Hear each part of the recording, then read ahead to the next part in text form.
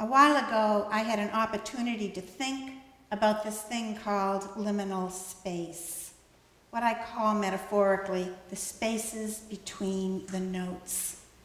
I can't remember when it was pointed out to me that music, well, wouldn't be music without the spaces. Each note connects to a hollow space that allows the next note to be distinct. We could say the same thing about language. If we talk too fast, words blur together, making it difficult for the listener to make sense of anything we say. You've been there, I'm sure, when somebody goes on and on without seemingly taking a breath in or out. If we breathe too fast, we can go into hyperventilation, and I've done that to myself. Our health depends on knowing how to breathe slowly and surely. I didn't know all this when I was in my 30s, raising a family, working full-time, and studying for my bachelor's degree. I took classes with a friend of mine at Northeastern University. We would leave work at the Prudential Center, walk or take the green line to the university if it was raining, and wolf down something to eat. Once my friend said to me, with a smile on her face, "Stop! Look at what we're doing. We are shoving food down our throats like animals and talking a mile a minute." We both recognized this wasn't a good thing at the time, but we never made any changes to our behavior.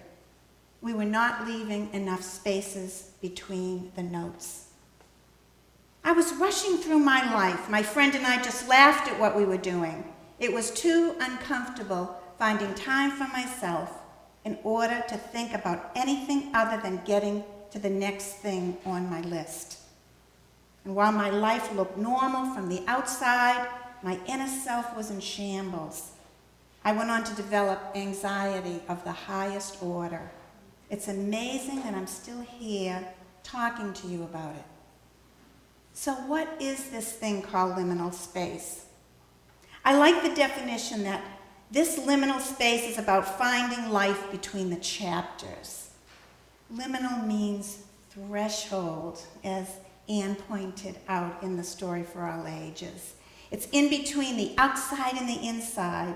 It's not knowing what's next. It's a disruption. Liminal space feels unwelcoming at times. Disorientation can happen. We have no clear answers. Richard Rohr, a Franciscan friar, says that liminal space is when you have left the tried and true, but have not been able to replace it with anything else. It is when you are between your old comfort zone and any new possible answer. It wasn't until I learned about liminal space that I understood my own disorientation between the winter holidays and the new year. I just couldn't wait for the new year. Why? Because then I could start all over fresh and new again. I'd go out and buy a new journal and write down all the right things to do. Not being able to fulfill most of my resolutions or pay attention to my affirmations for a better life didn't deter me from making them year after year. Somehow the lists gave me hope, at least for a day, and then it would be a slippery slide down into my old habits. I never considered the richness of the spaces between those notes. I used to book my vacations very close to the time when I had to go back to work. Do you all do that? I tried to eke out every last minute, arriving at the airport at 11 p.m. and getting back to work the next day totally disoriented. The spaces between the breaths were non-existent. I was just breathing in and out very fast, hoping to move past that liminal space needed for my own growth. Not providing some time in between vacation and work prevented me from having to deal with the uncomfortableness of that space that is rich with meaning. We just don't know it. To me, it was dead space. Unhappy thoughts came up about my life, so I rushed to the next thing, wanting totally to get rid of that uncomfortable feeling I would have to deal with and I'd have to do something about.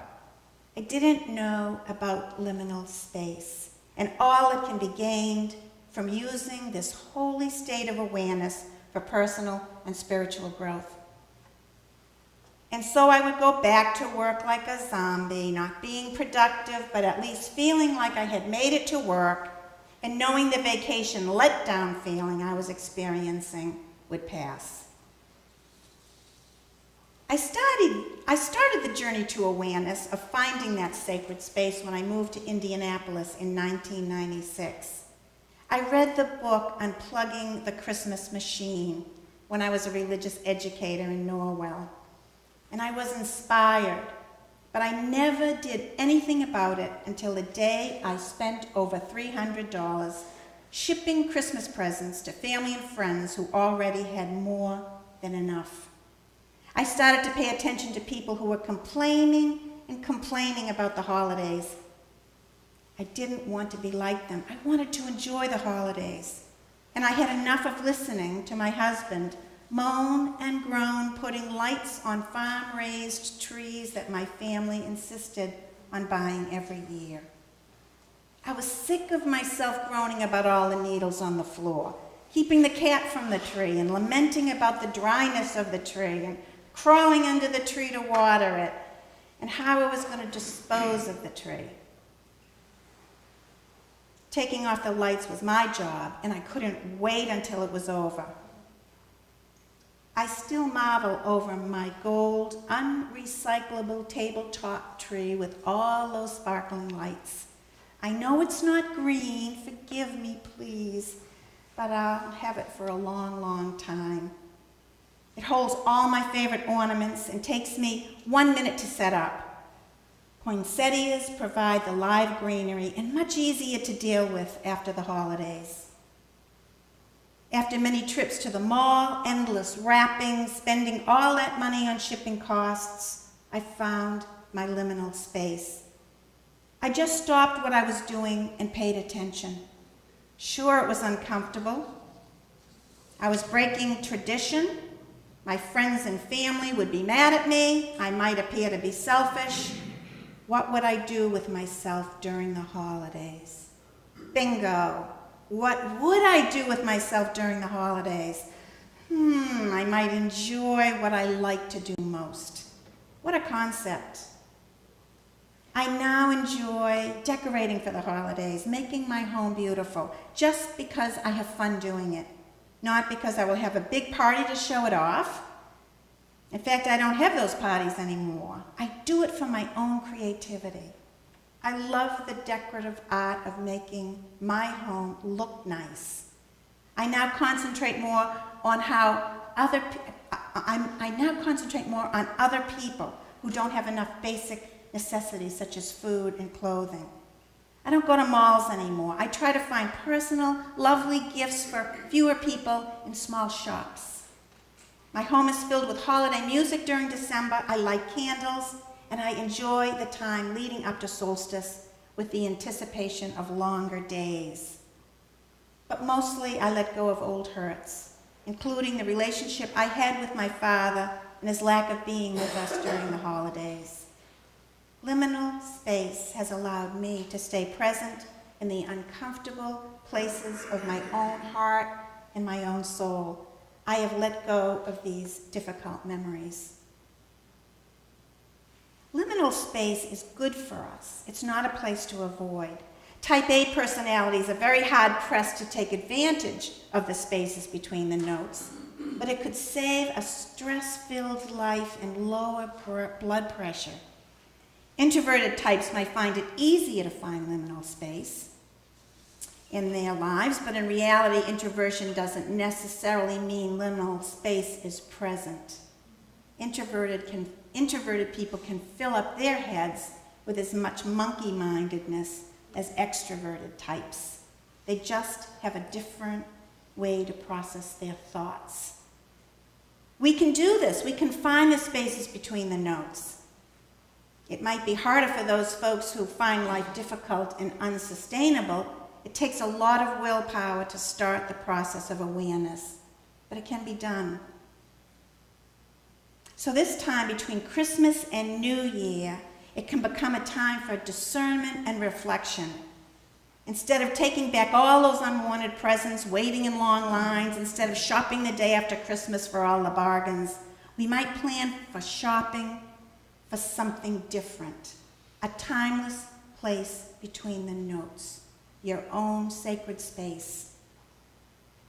The 12 days of Christmas might give us some insights into the space we call liminal. The 12th day after Christmas is sometimes called Three Kings Day, better known in America as Epiphany. Some Christians celebrate this day that commemorates two occasions. The first is the birth of Jesus, when his divinity became manifest. The Magi's visit to the babe in the manger is their search for that divine being. The second occasion is the baptism of Jesus, and this occasion is celebrated more in the Eastern Orthodox tradition. I learned that Epiphany is the oldest Christian feast, celebrated long before Christmas as we know it now. I think about the long journey of the Magi to witness the manifestation of divinity in Jesus. What does this all mean to us as Unitarian Universalists? What does this legend hold for us? There is great debate among Christians about how many days it took for the Magi to reach the babe in the manger. Some say the witness took place when Jesus was 2 years of age. Some say that the babe would have been living in a house. I smile when I read this account because really what difference does it make how long it took? I suppose for some Christians it is important, and I don't want to minimize this need to know, but the journey for me personally as a Unitarian Universalist is about personal transformation on the journey, not about the exact timing. The Magi went on a journey. They arrived at a place of birth, the wonder of creation, following a star. They were searching for what we might call the spirit of life. Christians find it in Jesus. Unitarian Universalists find it in many places, including the wonders of that man we call Jesus, and in the holiness of every child that's born. The spirit of life is certainly not found in keeping so busy that we forget who we are. It's found in paying attention, staying aware, staying a little bit longer in that threshold. As I was writing this sermon, I looked into my sun porch from the couch I was sitting on, and part of the room was bright with the last of the afternoon sun. Starting from a place of dim light, the Santa on the table took on a whole new meaning when the light hit, and he came alive. The Santa came alive, like the Santa in the book Polar Express. The Mary Cassatt prints in my sunroom were golden, and the sun sifted through the blinds, casting unusual patterns. The room was alive, all captured in my personal liminal space. When liminal space is a dark place of disappointment, want, and despair, the sun will shine in time for that moment of illumination. We just have to be ready for it. We have to look. I could have missed it. The sun shining on Santa lasted for maybe a minute. Pay attention. The new year is almost here.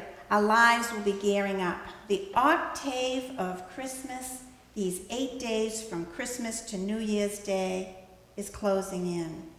Let this downtime be a time of reflection before starting anew on the 1st of January. Spend quality time really thinking about how to make your dreams come to life. Liminal time is percolating time. New Year's is manifesting time. Think about it. In order for your New Year's goals to be realized, some hard thinking is warranted. Dreaming, wondering, being silent, spending time in discernment, talking with friends, finding the authentic you. Do the thing that makes you feel uncomfortable. Take the time. Make priorities. 2 years ago, I signed up for a writing workshop in Marblehead. It was a workshop designed for telling personal stories, family stories. I was surprised to learn that we were to pick one particular story of someone in our life. Some participants picked happy stories and some not so happy. My son popped into my mind and I couldn't get him out. I didn't really want to tell our story. He left home at 18, and when he did, we became distant to one another. And I felt the emptiness. I never felt close to him after he left home. I loved him, and I believe he loved me. He just didn't want to make a connection with me. So I thought. One of the things we did in the workshop was collage our stories. And we also talked with story partners about our feelings regarding the story we were collaging and writing about. I took the collage home one night with me and reflected on it. And all of a sudden, because of this liminal space of time that I had in this workshop, it came to me. It's me. It's all me. I'm responsible for the rift. I'm not a self-righteous person, but I was coming across to my son as being self-righteous.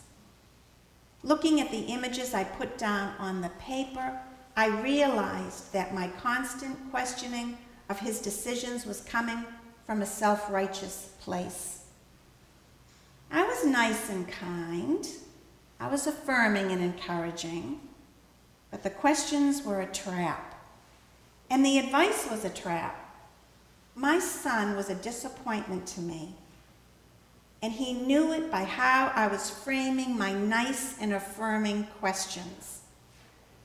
By being in this liminal workshop space, I got it, and I got it good. The last day of the workshop, I was holding back my own disappointment in myself and holding back my tears. I could barely get the story out, and I was embarrassed. I left my story in draft form because it was more important for me to get the real story right with my son. I don't ask my son anymore unless they are, I don't ask questions of my son anymore unless they are to say, how are you? What's up? How's my grandson Jacob doing? I love what you're doing with your condo. Can I help you with the cost of a new dishwasher for Christmas? How's Leslie? Gone are the, have you thought about that? Why aren't you doing this? What, you didn't pay that ticket and now you have a big fine to pay? Yikes. I'm not a threat to my son anymore with my questions. He calls me and texts me. He likes me again, all due to spending enough time in that terribly uncomfortable place where I had to own up to my own contribution of dysfunctional behaviors. I paid attention to the spaces between the notes. Before you think about the new year, find time to get your story right. You might be surprised at what you find. In liminal space, we find the time to own up to our own contribution to the stories we play over and over in our heads about our sadness or anger or disappointment about being somebody else's fault. We can do this. We can head into a new year with a new story. Our goals might have a good chance of becoming manifest. So goals are really important, but in order for them to stick, we must be on the right path, going in the right direction. As we leave our theme of connections this month, remember all the healthy connections we can make with ourselves, with each other, and with the world if we pay attention to those spaces between the notes. A friend of mine sent me the latest Carrie Newcomer CD. Now, Carrie is an Indiana musician. Her album is called The Permeable Life, and this is what she writes. I want to have enough room in my heart for the unexpected, for the mistake that becomes knowing, for knowing that becomes wonder, for wonder that makes everything porous, allowing in and out all available light. An impermeable life is full to the edges, but only to the edges. It's a limited thing, like the pause at the center of the breath, neither releasing or inviting, with no hollow spaces for longing and possibility. I would rather live unlocked and more often than not astonished, which is possible if I am willing to surrender what I already think I know. So I will stay open and companionably friendly with all that passes out from the heart and comes in at a slant with shimmers just below the surface of things. So let's all take heart. Find those spaces that make us stop taking that full breath. Stay in the hollow place for a while and stay open to all the possibilities, whatever your age. And who knows, you might just light up like my Santa Claus in the sunroom.